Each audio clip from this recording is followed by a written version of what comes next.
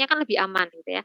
Maka kita harus pastikan penampungan bahannya bagaimana, penimbangan bahannya, pencampuran bahan, pencetakan produk. Kalau mau mencetak, kan mengolah nih, mencetak. Cara cetakannya apa? Apakah menggunakan bahan yang mengandung bahan dari yang haram, gitu ya? Ini kan teknologi semua sebenarnya. Artinya kan nggak mungkin Bu, misalkan ada bahan babi di dalam alat pencetakan. Siapa siapa bilang gitu kan? Ya contohnya porselen itu. Porselen itu untuk supaya dia tahan banting itu harus dicampuri dengan tulang kan, bone. Ya, artinya tahan banting itu nggak mudah pecah ya. Cawan krus misalkan, cawan krus itu saya nggak tahu ya yang alat bekerja di laboratorium ya. Artinya ini bahan keramik ya, supaya dia tahan lebih tahan itu harus dicampuri dengan komposit tulang. Nah, tulangnya itu tulang apa gitu loh. Itu harus dipastikan dengan ini pencetakan ini misalkan ada bahan cetakannya dari keramik, maka keramiknya harus dipastikan bahwa memang benar-benar dia hanya terbuat dari silika gitu atau gelas ya. Jadi nggak boleh ada bondnya. Berarti siapa yang tahu kan kimia semua itu. Artinya yang tahu berpikir ke sana ya kita harus sebagai seorang kimia harus memahami itu. Makanya kalau kenapa sih auditor halal itu syaratnya orang kimia? Karena diantaranya itu kimia itu punya ilmunya gitu ya. Hal-hal yang tidak kelihatan itu kan bagian dari yang dipelajari oleh orang kimia. Kemudian proses lainnya yang mempengaruhi pengolahan pangan. Alat pengolahan wajib memenuhi persyaratan tidak menggunakan alat pengolahan secara bergantian dengan yang digunakan pengolahan produk tidak halal. Menggunakan sarana yang berbeda untuk halal dan tidak halal dalam pembersihan alat. Nah, ini misalkan ini Anda menjadi penyelia halal di warung di outlet ya, di outlet yang dia buka cabang di food court. Nah, di food court itu kan punya tempat cuci kan, cucinya itu kan sharing facility, digunakan bersama-sama oleh penyewa-penyewa outlet-outlet yang lain, oleh apa namanya? Kan kalau food court itu kan banyak yang jualan ya aneka macam makanan. Biasanya kan cuci piringnya satu atau mungkin tidak satu, tapi ada beberapa yang bisa digunakan bersama. Nah, penyelia harus bisa memastikan bahwa yang digunakan itu memang semuanya atau digunakan terpisah, tidak boleh. Menggunakan sarana yang berbeda untuk yang halal dan tidak halal dalam pembersihan alat. Nah, gitu ya. Menggunakan sarana yang berbeda untuk yang halal dan tidak halal dalam pemeliharaan alat. Memiliki tempat penyimpanan alat sendiri untuk yang halal dan tidak halal dan seterusnya. Nah, sekarang tempat dan alat proses produk halal untuk yang penyimpanan. Tempat penyimpanan wajib dipisahkan antara halal dan tidak halal pada penerimaan bahan, penerimaan produk setelah proses. Jadi kalau penyimpanan misalkan, yang harus dipastikan apa? Ketika bahan datang itu naruhnya di mana? Ketika sudah datang, kemudian untuk ngangkut dari bahan datang ke tempat nyimpan itu pakai apa? Pakai tangan, misalkan, atau pakai wadah, didorong pakai apa namanya troli misalkan. Nah itu harus dipastikan. Kenapa dengan troli Bu? Ya kan kita bisa, misalkan siapa yang terima nih? Siapa bagian ada personil yang bagian terima penerimaan barang ini siapa? Dia muslim atau tidak? Dia menggunakan sarung tangan atau tidak? Nah itu yang kita pastikan gitu ya. Tidak masalah dengan trolinya, tapi masalah dengan orang yang ngangkuti itu. Dia pakai sarung tangan atau tidak? Kenapa harus pakai sarung tangan? Sarung tangannya kalau pakai tangan kan kemungkinan kalau misalkan dia non muslim habis makan bakso yang ada B2-nya, berarti kan ini kan najis nih gitu loh. Apa tangannya kan potensi cemarannya kan besar ya. Nah, kayak gitu loh, ya. Alat penyimpanan wajib memenuhi persyaratan tidak menggunakan alat penyimpanan secara bergantian dan seterusnya ya. Nah, sekarang proses produk halal untuk pengemasan. Proses produk halal untuk pengemasan itu yang diperhatikan adalah tempat pengemasan wajib dipisahkan antara yang halal dan tidak halal pada bahan kemasan yang digunakan untuk mengemas produk, sarana pengemasan produk ya. Nah, ini menjadi kalau menurut saya ini juga menjadi peluang yang sangat besar bagi seorang lulusan kimia. Kalau misalkan Anda itu nanti kerja ya Anda kan masih muda ya. Kalau muda itu kan kreatif ya biasanya ngumpul sesama mahasiswa gitu, alumni kimia kemudian kita bikin ini yuk, kita bikin bahan kemasan yang bersertifikat halal. Luar biasa, pasti akan banyak diburu orang. Kenapa? Karena bahan kemasan yang sudah bersertifikat halal itu masih jarang ya, masih jarang maksud saya. Masih jarang ya, masih jarang sekali. Padahal bahan kemasan itu nantinya juga wajib bersertifikat halal. Jadi akhirnya apa sekarang? makanan dan minuman itu kan wajib bersertifikat halal ya. Padahal makanan dan minuman itu kan selalu dikemas. Nggak mungkin orang jualan makanan nggak dibungkusi, gitu loh. Nah, alat bungkusnya itu kan harus bersertifikat halal. Tapi karena saat ini belum tersedia, maka yang itu dianggap dibolehkan gitu loh. Artinya bukan menjadi variabel. Kalau jadikan variabel ya susah dong, nanti akhirnya nggak ada makanan yang lolos halalnya. Artinya yang bagian itu untuk kemasan itu dianggap halal semua. Tapi ke depan pasti akan ke depan sudah tidak bisa seperti ini lagi karena bahan kemasan 2026 harus sudah bersertifikat halal. Nah, apa misalkan Anda sama teman-teman Anda misalkan kumpul ya usaha bahan kemasan ini kan banyak nih sekarang ini kan pada gratis semua ya. Resto-resto itu kan yang kalau kita perhatikan tuh kan bahan packingnya itu kan makanannya sih biasa gitu ya. Misalkan makanannya itu apa namanya pisang bakar, tapi kan bahan packingnya kan bagus. Kertasnya itu pakai kardus kertas yang apa green gitu ya, yang ramah lingkungan gitu kan ada. Nah, itu pasti itu akan lebih lebih punya nilai apa daya jual lebih tinggi kalau bahan kemasannya ada logo halalnya. Nah, Anda sebagai orang kimia bisa memastikan bahwa ini memang benar-benar menggunakan selulosa yang proses mendapatkan selulosa itu tidak berkaitan, tidak bersentuhan dengan bahan haram. Kemudian jadi apa? Ya diajukan dulu sertifikasi halal dari kertasnya itu gitu. Bisa begitu ya. Jadi banyak sekali ya peluang-peluang yang bisa didapatkan dari industri halal ini. Ini masih bicara dari bahan ya, belum industri halal yang lain ya. Fashion ya, kemudian eh wisata halal, menjadi konsultan halal itu bisa menjadi konsultan di apa namanya? eh tempat wisata-wisata sekarang kan sudah mulai digalakkan ya wisata halal. Apa sih jadi kemana-mana ngomongnya nih. Anda menjadi konsultan untuk objek wisata apa Gua Pinggul misalkan. Ada ya Gua Pinggul ya. Gua Pindul ya yang di Gunung Kidul tuh ya. Misalkan Gua Pindul sudah mengdeklarkan sebagai wisata halal. Konsultannya siapa? Ya, para ini apa namanya? Pengelola wisata Gua Pindul ingin supaya menarik konsumen muslim, maka dia mendeklarkan sebagai wisata halal. Apa yang dilakukan oleh pengelola Gua Pindul? Maka dia harus tanya ke orang yang paham, bagaimana sih kriteria yang bisa disebut sebagai wisata halal, maka dia butuh konsultan. Ya. Nah, konsultan itu akan ngasih tahu untuk menjadi seorang wisata halal itu misalkan satu syaratnya semua bahan makanan dan minuman yang dijual di sekitar wisata Gua Pindul harus sudah bersertifikat halal. Itu syarat yang pertama untuk menjadi wisata halal ya. Yang kedua, harus disediakan tempat ibadah. Di situ ada musola enggak? Kemudian air untuk wudhu itu harus lancar. Ya, 3 ya, sudah 3. Kemudian apa namanya? Objek wisatanya itu tidak boleh menonjolkan atau tidak boleh menggunakan apa menjual gitu ya, menjual wisata yang berbau pornografi dan kesyirikan, kemusyrikan ya. Misal kalau Gopindul kan kan enggak ada tari-tariannya kan. Nah, insya Allah aman. Tapi paling tidak misalkan di Gua Pindul tidak boleh menggunakan bikini. Nah, itu syaratnya. Itu kalau itu terpenuhi, berarti nanti dia boleh mendeklarasikan sebagai wisata halal. Tetapi problem terbesar kalau musola aja sekarang sudah banyak. Tempat wudhu biasanya sudah banyak. Problem terbesar apa sih yang tidak bisa dipenuhi ketika pengelola wisata itu ingin mendeklarasikan sebagai wisata halal? Apa? Belum tersedianya makanan dan minuman yang sudah bersertifikat halal yang dijual di sekitar daerah tersebut gitu loh. Itu yang susah. Loh Bu, kita kan negara muslim sudah pasti halal lah. Iya memang, tapi sekali lagi untuk memastikan halal itu harus sudah bersertifikat halal gitu loh. Bersertifikat halal dari MUI. Nah itu untuk sampai ke sana itu berarti wisata halalnya butuh konsultan kan. Nah, konsultannya siapa? Ya Anda-Anda ini yang akan nantinya bisa menjadi konsultan dari konsultan halal gitu loh. Ya, jadi banyak sekali ini yang bisa digarap gitu ya, yang bisa dikembangkan gitu. Apalagi kalau misalkan nanti digabungkan dengan teknologi digital, dengan teknologi informasi. Wah, sudah insya Allah lah ya, anak-anak muda itu kan kreatif ya.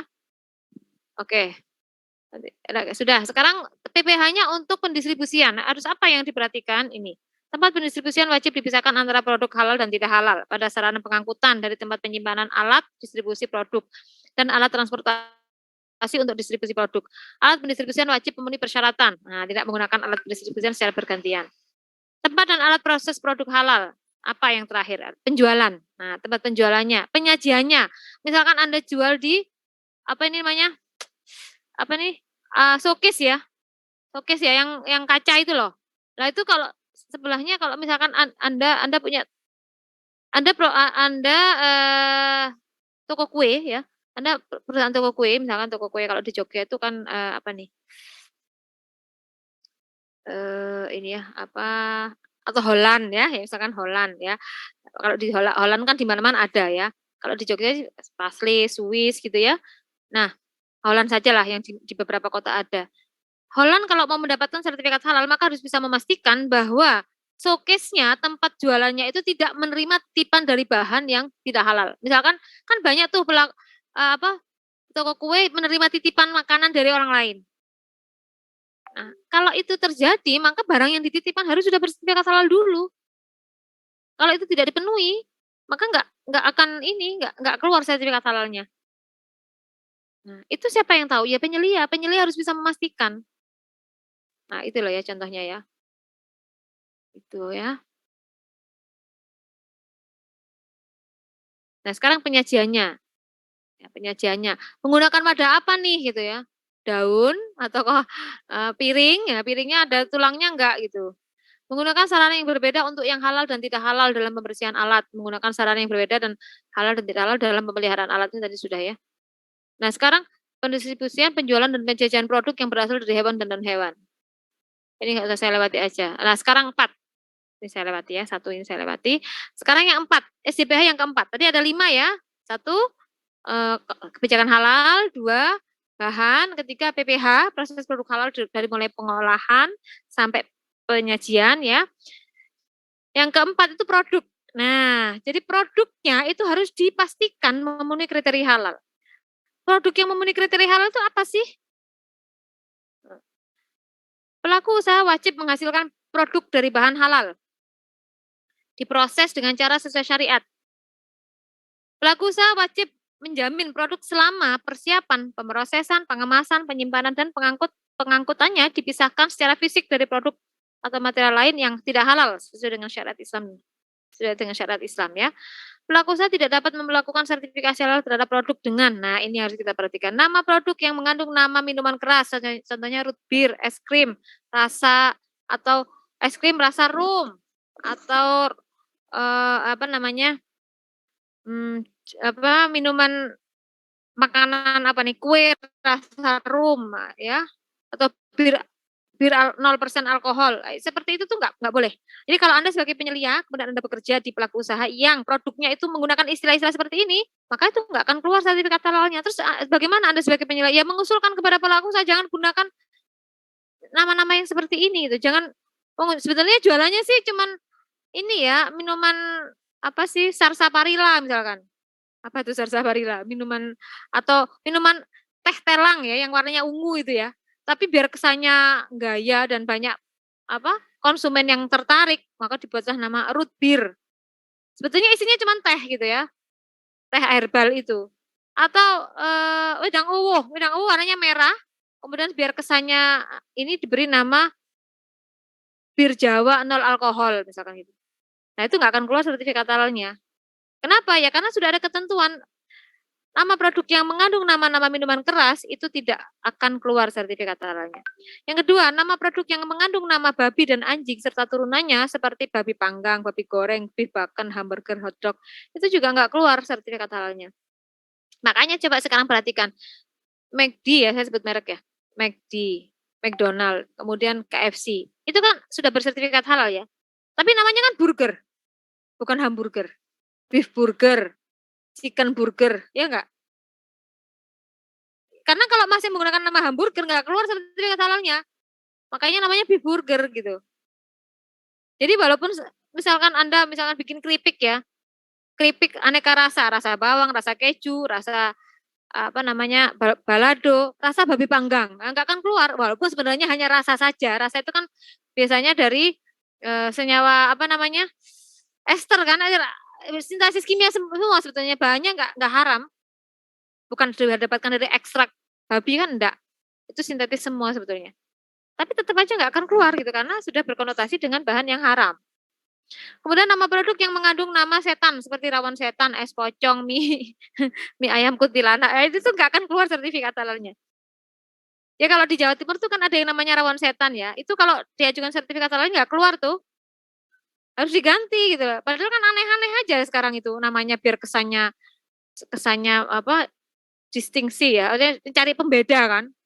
Kan orang itu kan mencari yang pembeda gitu ya. Nah itu justru hati-hati namanya yang aneh-aneh malah yang berkonotasi dengan setan, yang setan itu kan nggak baik ya, buruk ya, setan itu kan mengajak manusia ke arah kejahatan, ke apa, ketidakbaikan ya. Itu nggak boleh digunakan ya, seperti itu tadi ya. Nah, gitu ya. Tapi kalau es teler masih boleh ya, es teler itu boleh. Buktinya es teler 77 itu kan sudah bersertifikat halal ya. Kemudian nama produk yang mengarah kepada hal-hal yang menimbulkan kekufuran dan kebatilan. Dan nama produk yang mengandung kata-kata yang berkonotasi erotis, vulgar, atau porno. Jadi, kalau Anda sebagai penyelia, kemudian menyusun SJPH, maka Anda harus pastikan produk yang digunakan itu tidak mengandung ini semua, gitu loh ya. Nah, gitu ya. Karena yang kayak gini nih bisa bisa jadi karena pelaku usaha tuh nggak tahu gitu loh. Kan memang harus butuh butuh edukasi kan. Nah, siapa yang mengedukasi? Ya kita-kita ini agen-agen perubahan halal ini gitu. Entah lewatnya sosialisasi halal, entah lewatnya membuka jasa konsultan atau membuka jasa konsultasi pengajuan sertifikat halal misalnya. Oh, pasti banyak yang buru itu. Karena banyak pelaku usaha yang nggak ngerti caranya gitu loh. Ya, mendapatkan sertifikat halal apa pelaku usaha produsen minuman itu wajib harus bersertifikat halal. Terus caranya tuh gimana sih? Banyak pelaku usaha itu yang nggak sempat belajar untuk itu. Makanya akhirnya dia butuh konsultan atau butuh penyelia. Ya sudah Anda aja saya kontrak, tolong ajukan sertifikat apa produk saya bersertifikat halal. Nah, itu tuh bisa ya. Itu banyak terjadi begitu. Ah, ini selain yang tadi, pelaku usaha tidak dapat melakukan sertifikasi halal produk dengan bentuk produk hewan babi dan anjing. Misalkan bikin pudingnya cetakannya babi. Nah, ya nggak akan keluar sertifikat halalnya. Atau bentuknya anjing. Bentuk produk atau label kemasan yang sifatnya erotis, vulgar, dan atau porno. Juga nggak akan keluar sertifikat halalnya. Pelaku usaha wajib menghasilkan produk atau bahan yang aman untuk dikonsumsi. Pelaku usaha tidak dapat melakukan sertifikasi halal terhadap karakteristik profil sensori produk yang memiliki kecenderungan bau atau rasa yang mengarah kepada produk haram atau telah dinyatakan haram berdasarkan ketetapan fatwa. Jadi prinsipnya pelaku usaha itu nggak boleh memiliki produk yang rasanya, namanya ya, atau apa, ini profil sensorinya, jadi penampakannya ya, itu berdekatan atau mengarah kepada produk yang memang sudah diharamkan. Ya, gitu ya. Padahal maunya kadang-kadang pelaku usaha kan maunya yang aneh-aneh biar tetap diingat oleh konsumen kan, tapi yang aneh-aneh jangan kebablasan karena yang seperti ini nggak akan keluar sertifikat halalnya gitu. Nah, kayak rawon setan tuh di Jawa Timur tuh gimana ya kira-kira mau pindah? Karena sudah brand kan. Itu kalau nggak salah di Pasuruan ya. Jadi kalau Anda ke Pasuruan berkesempatan ke sana itu sudah terkenal itu rawon setan itu. Saya nggak tahu itu. Baik, baik ya. Pengemasan dan pelabelan produk. Pelaku usaha wajib menggunakan bahan pengemas yang tidak terbuat atau mengandung bahan babil. Ini kalau masih PPH ini kayaknya nih. Nah, ini yang kelima, sudah itu yang produk. Yang kelima sekarang. Pemantauan dan evaluasi. Pelaku usaha wajib, nah ini yang kelima ya. Tadi sudah ya, yang keempat tadi produk, yang keempat ini, yang kelima ini pemantauan dan evaluasi. Pelaku usaha harus melakukan audit internal setiap 6 bulan untuk memantau penerapan SJPH-nya. Jadi, pelaku usaha itu harus melakukan audit internal. Siapa yang melakukan audit internal? Ya, penyelianya. Penyelia itu harus mengaudit, memeriksa setiap 6 bulan apakah benar SJPH yang sudah disusun itu diterapkan dengan konsisten di seluruh elemen ya, seluruh personil ya. Misalkan penyelia harus bisa memastikan bahwa yang bagian bungkusi itu harus tahu kebijakan halal yang dilakukan oleh pemiliknya. Nah, gitu. Yang seperti itu tuh harus kita pastikan ya, kita cek, kita audit ya. Audit internal namanya, dilakukan oleh pelaku usaha itu sendiri. Jadi kemudian pelaku usaha harus melakukan kaji ulang manajemen untuk mengevaluasi penerapan SJPH. Pelaku usaha juga harus ada waktu rutin melakukan, biasanya setahun sekali ya, kaji ulang manajemen itu melalui penyelianya memastikan apakah manajemen mutu halal yang sudah diterapkan itu baik atau tidak, konsisten atau tidak gitu ya. Ya biasanya caranya manajemen apa? Manajemen apa? Caranya melakukan haji ulang manajemen misalkan self evaluation. Jadi kita sebar angket ke stakeholdernya ya, ke pelanggannya, ke suppliernya, ke distributornya, termasuk ke ininya. Dengan menerapkan hal ini apa yang Anda rasakan? Ya, itu seperti angket gitu ya, kuesioner itu salah satu cara untuk kaji ulang manajemen. Pelaku usaha harus memiliki prosedur audit internal dan kaji ulang manajemen. Jadi pelaku usaha harus tahu caranya bagaimana melakukan kaji ulang manajemen seperti yang tadi saya contohkan. Pelaku usaha harus memelihara bukti pelaksanaan audit internal dan kaji ulang manajemen harus dipelihara. Jadi kalau memang pelaku usaha itu sudah melakukan audit internal dan kaji ulang itu harus disimpan buktinya. Buktinya apa? Misalkan tanda tangan kehadiran, ya harus ada. Audit internal itu kan paling nggak rapat dulu gitu ya, membahas. Itu harus ada bukti tanda hadirnya.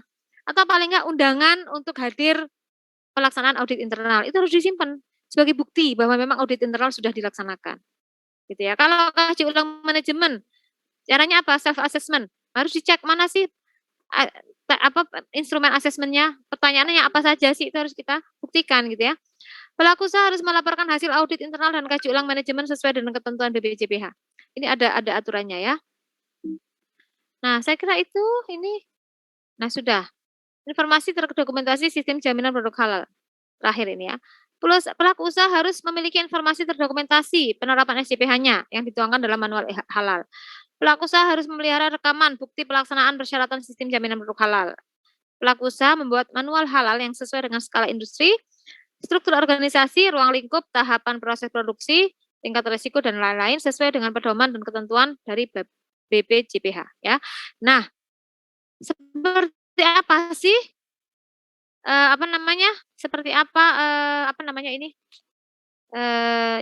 Seperti apa manual yang akan Anda kerjakan sebagai tugas nanti ya. Ini saya berikan contoh manual SJPH. Jadi saya minta menyusun ini ya. Sebentar. Saya tarikan dulu di laptop.